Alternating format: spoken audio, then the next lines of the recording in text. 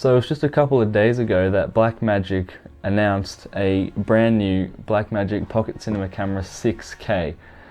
Now, I've ordered the 4K version. That's still coming in the mail because, you know, that was heavily back ordered. And then they come out with this one. Now I will say this, the camera was not meant to replace the 4K version. It's meant to be in between that and the Ursa Mini Pro G2.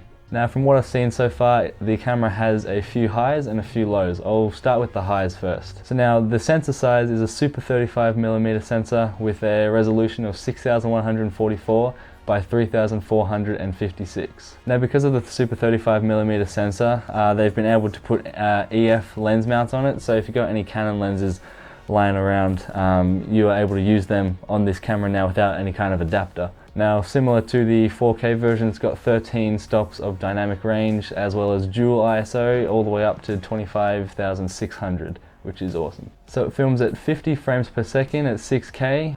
It can also do 60 frames per second but at a wider resolution of 2.4 by 1.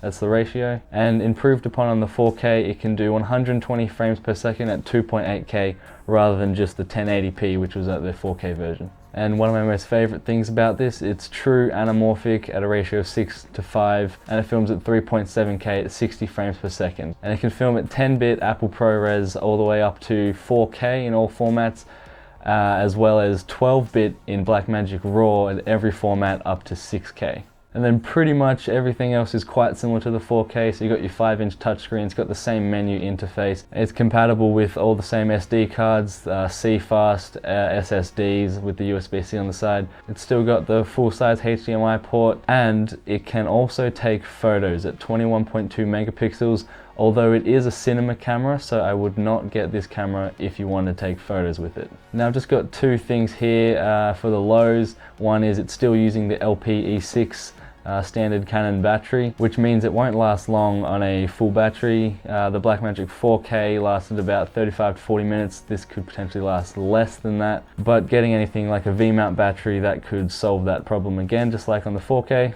And one thing that we were hoping that they would put in is a tilting screen, but unfortunately it is still just locked off on the back of the camera there. And finally, as for the price, it's about $2,495 US, which is about 3,500 Australian at this point. It also comes with DaVinci Resolve 16 Studio, which is really good. And that just about does it. That's all I've found out about this camera. I'm sure there's more information out there, and if I did miss any key details, please feel free to leave them in the comments below. And I will leave a few links in the description below if you want to find out just a little bit more about this camera as well. But until then, I'll see you in the next video. Thanks for watching.